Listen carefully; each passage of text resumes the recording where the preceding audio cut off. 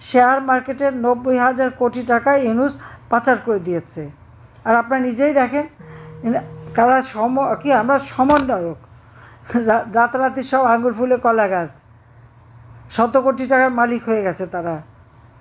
এবং সেই টাকার ভারে এখন একেবারে নাদুস নুদুস ফুলে ফেপে উঠেছে। আর আমার শ্রমিকরা না খেয়ে শুকিয়ে মরে। আর মিথ্যা কথা তো ফুলঝুরি। ইউনূস মানে একটা মিথ্যাবাদী, সমানে মিথ্যাবাদী, মিথ্যা কথা বলে বেড়াচ্ছে। আসলে শ্রমিকদের তো সে দেখতে পারে না, তার নিজের ইন্ডাস্ট্রির শ্রমিক। প্রত্যেকটা কোম্পানির লভ্যাংশের 5% শ্রমিক কল্যাণ ফান্ডে দেওয়ার কথা, ইউনূস কোনোদিন দেয়নি। যখন শ্রমিকরা দাবি করলো তাদেরকে চাকরি থেকে বের করে দিল, 99 জনকে একসাথে চাকরি থেকে বের করে দিয়েছিল। তারা মামলা করলো, সেই মামলায় এবং ইউনূস কিন্তু লেবার কোর্টে শ্রমিকদের করা মামলায় সাজাপ্রাপ্ত আসামি। যে একজন শ্রমিকের অর্থ আত্মসাৎ মামলায় সাজাপ্রাপ্ত আসামি লেবার কোর্টে, আজকে সে যখন ক্ষমতায় বসেছে তো শ্রমিকদের কল্যাণে কাজ করবে কেন? দেশ বিক্রি করতে এসেছে। চট্টগ্রাম পোর্ট বেচবে, করিডোরের নামে বাংলাদেশ বিক্রি করবে, আন্তর্জাতিক আদালতে মামলা করে জয়লাভ করে বিশাল সমুদ্র সীমা অর্জন করি। আজকে সেই সমুদ্র এবং আমাদের বাংলাদেশ আজকে লিজ দিচ্ছে, সেখানে অন্য দেশ ঘাঁটি করবে, আমাদের ঘাড়ে চড়ে অন্য দেশ বন্দুক চালাবে। তা আমাদের অবস্থাটা কি হবে? মিয়ানমার থেকে প্রায় 11 লক্ষের মতো রোহিঙ্গা আমাদের দেশে, 10 লক্ষ আমার সময় এসছে, আমি মানবিক কারণে তাদেরকে জায়গা দিছি। ডক্টর ইউনূস বলেছিলেন উনি ক্ষমতা এসে সব রোহিঙ্গাদের দেশে ফেরত পাঠাবে, রোহিঙ্গারা নাকি মিয়ানমারে যে ঈদের উৎসব করবে। আপনি দেখেন এই লোকটা যা বলে কাজ করে তার উল্টা। বললো ফেরত পাঠাবে।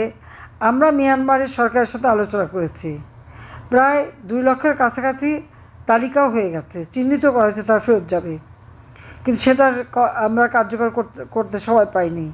ইউনূস আসার পরে কী করলো? বললো সব ফেরত পাঠাবে। আবার আমরা যে বলছিলাম 1,80,000 সেটাই বললো ফেরত যাবে। একজন রোহিঙ্গা কি ফেরত পাঠাতে পেরেছে? পারায় নাই। উল্টো আরও 1.5 লক্ষ রোহিঙ্গা আরও পুনরায় বাংলাদেশে ঢুকেছে তার আমলে। কী জবাব দেবে সে? কথা তো বলে এসেছিল লম্বা লম্বা, কাজের বেলায় তো লবণাঙ্কা। এটা হলো তার চরিত্র। নিজের ভাগ্য করতে আর পয়সা বানাতেই ব্যস্ত। আজকে সারা দেশটাকে শেষ করেছে। একটা ইন্ডাস্ট্রি বন্ধ হওয়া মানে কি? আমার রপ্তানি বন্ধ হয়ে যাচ্ছে, গার্মেন্টসের অর্ডার চলে যাচ্ছে অন্য দেশে, আরও অন্যান্য দেশ তারা অর্ডার পেয়ে যাচ্ছে, কারণ এখানে ইন্ডাস্ট্রি তারা চালাতে পারে না। একটা তো নিরাপত্তা নাই। তার মব জাস্টিসের নামে তার পেটোয়া বাহিনী উচ্চ আদালত থেকে শুরু করে নিম্ন আদালত এবং প্রত্যেকটা প্রতিষ্ঠানে যেয়ে তারা হামলা চালায়, চাঁদাবাজি করে এবং সেইভাবেই তারা দেশের মানুষের যত রকমের অধিকার সব কেড়ে নিয়ে যাচ্ছে। আপনি কথা বলবেন অমনি মব জাস্টিস, এটা কোন ধরনের কথা? গার্মেন্টস শ্রমিকরা আন্দোলন করলো, গুলি করে 2 জনকে হত্যা করলো। মাদ্রাসা শিক্ষকরা, প্রাইমারি শিক্ষকরা, ছাত্ররা যারাই আন্দোলন করেছে সেখানেই গুলি, সাউন্ড গ্রেনেড, বোমা এবং লাশ ফেলেছে এবং সব গুম। কোনো নিউজ দিতে পারবে না। নারী ধর্ষণ, শিশু ধর্ষণ কোনো নিউজ দিতে পারবে না। সাংবাদিকতা এবং সংবাদপত্র এবং মিডিয়ার গলা চিপে ধরে রেখে দিয়েছে। বাইরে যে বাংলাদেশের ভাবমূর্তি নষ্ট করে আসছে। ফ্রান্সের প্রেসিডেন্টের সাথে দেখা করতে চেয়েছে, দেখা করেনি। কাতারে যে বসেছিল কেউ তাকে রিসিভ করতে আসেনি। যেখানে যাচ্ছে বাংলাদেশের ভাবমূর্তি নষ্ট করে আসছে, যেখানে যাচ্ছে শ্রমিক বিদায়। সে একটা কথা বলে আজকে বিভিন্ন দেশে আমাদের ভিসা বন্ধ হয়ে যাচ্ছে ইউনূসের দুঃশাসনে, এবং শ্রমিকদেরকে ফেরত পাঠাচ্ছে। সৌদি আরবে ক্রাউন প্রিন্সকে এখানে বাংলাদেশের যখন ইউনূসের ওই মব জাস্টিসটা অপমান করে, সাথে সাথে 26,000 শ্রমিক ফেরত পাঠিয়ে দিয়েছে। ইউএই, কাতার, কুয়েত, সৌদি সব জায়গার দরজা বন্ধ হয়ে গেছে। আজকে শ্রমিকের পেটে লাথি মারা, কৃষকের সব কিছু কেড়ে নেওয়া, আর আমরা রাজনীতিবিদরা তো আছি একটা মামলা দিয়ে হয়রানি করা। যে যখন কথা বলে তার বিরুদ্ধে মামলা আর হত্যা। প্রায় 4-5 লক্ষ আওয়ামী লীগ নেতাকর্মীর বিরুদ্ধে মামলা এবং কারাগারে বন্দি 1,37,000। অপরাধটা কী? এবং সেখানে আমাদের ব্যবসায়ীরা, কতজন ব্যবসায়ীকে বন্দি করে রেখে দিয়েছে। সমস্ত ইন্ডাস্ট্রি এবং তারা কাজ করবে কি, ব্যাংক সিল মেরে দিয়েছে। ব্যাংকে টাকা আনতে যায়, একটা শ্রমিকের বেতন দিতে মোটা টাকা লাগে, তার টাকা রাখা, সে টাকা দেবে না। তো টাকাগুলি গেল কোথায়? সব টাকা মানি লন্ডারিং করে বিদেশে পাচার করে দিয়েছে।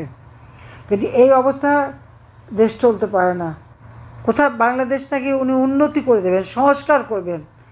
সংস্কার এমনই করেছে যে অর্থনীতি স্থবির হয়ে গেছে, একে একে ইন্ডাস্ট্রি বন্ধ, শ্রমিকরা চাকরি হারা, কৃষক তার ন্যায্য মূল্যে উপকরণ পায় না, উৎপাদিত পণ্যের ন্যায্য মূল্য পায় না, দিনমজুররা যা কামাই করে একবেলা খেতে পারে না, তাদের পরিবার চলে না, তরুণ সমাজ বেকার, কর্মসংস্থানের ব্যবস্থা নেই, একটা টাকাও বিনিয়োগ আনতে পারেনি, দেশে বিদেশে সব বিনিয়োগ বন্ধ।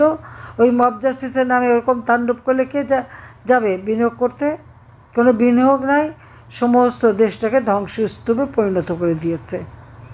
কাজে এদের হাত থেকে দেশকে মুক্ত করে আমার কৃষক, শ্রমিক, মেহনতি মানুষের মুখের গ্রাস যারা কিনেছে তাদেরকে ক্ষমতা থেকে হটাতে হবে এবং ইউনূসকে সরিয়ে দিয়ে দেশটা যাতে ভালোভাবে চলতে পারে তার ব্যবস্থা করতে হবে। দেশের মানুষের নিরাপত্তা নাই, চুরি ডাকাতি রাহাজানি প্রতিনিয়ত ব্যাপার, কিন্তু কোনো বিচার নাই। 15 জুলাই থেকে যত মানুষ হত্যা হয়েছে, যত অগ্নিসন্ত্রাস হয়েছে, এক একটা অগ্নিসন্ত্রাস করে যে এক একটা স্থাপনা বন্ধ করে দিল, কত কাজের লোক কর্মহীন হয়ে পড়ল, সে হুঁশ নাই। উৎপাদন কত কমলো, সে হুঁশ নাই। অগ্নিসন্ত্রাস আর ওই যে চাপাতি, চাইনিজ কুড়াল, অস্ত্র, লাঠিসোঁটা নিয়ে মানুষকে খুন করা, প্রকাশ্য দিবালোকে কুপিয়ে কুপিয়ে মানুষ মারা, এই সমস্ত অরাজকতায় সারা দেশ আজকে একটা ভয়, ভীতি, শঙ্কার মধ্য দিয়ে চলছে। সকলকে আজ এক হয়ে মাঠে নামতে হবে এবং মাঠে নেমে এই আপদটাকে আজকে তাড়াতে হবে, দেশ থেকে, ক্ষমতা থেকে সরাতে হবে। অবৈধভাবে দখল করা ক্ষমতার থেকে বাংলাদেশকে মুক্ত করতে হবে। আমি সেই আহ্বানই জানাচ্ছি, যার যেখানে যা আছে সব নিয়ে এক হয়ে নামেন। ইনশাল্লাহ এর হাত থেকে দেশকে মুক্ত করতে পারলে বাংলাদেশ আবার শান্তিতে চলবে। আর আমি তো আপনাদের পাশে আছি। সামান্য সময়, কয়েক মিনিটের জন্য বেঁচে গিয়েছিলাম, তা আল্লাহ বাঁচিয়ে রেখেছেন যখন, নিশ্চয়ই কোনো কাজ আছে। প্রত্যেকবারই তো এটাই হয়। 21 আগস্ট গ্রেনেড হামলা করে আমাকে হত্যার চেষ্টা করেছিল এই খালেদা তারেকরা, আর 5ই আগস্ট আমাকে আর রেহানাকে হত্যার পরিকল্পনা করেছিল এই সুদখোর ইউনূস। আবার এই দুই খুনি এক জায়গা হয়েছে, তাদের আবার সমঝোতা হয়ে গেছে। বাহ, চমৎকার! রতনে রতন চেনে আর শিয়ালে চেনে কচু, বাংলাদেশে কথা আছে না? সেই অবস্থা আমরা দেখি। সবাই ঐক্যবদ্ধ হয়ে একেবারে ভালোভাবে সকলে মাঠে নামেন, এর হাত থেকে দেশকে রক্ষা করি। জয় আমাদের হবেই। জয় বাংলা, জয় বঙ্গবন্ধু, বাংলাদেশ চিরজীবী হোক।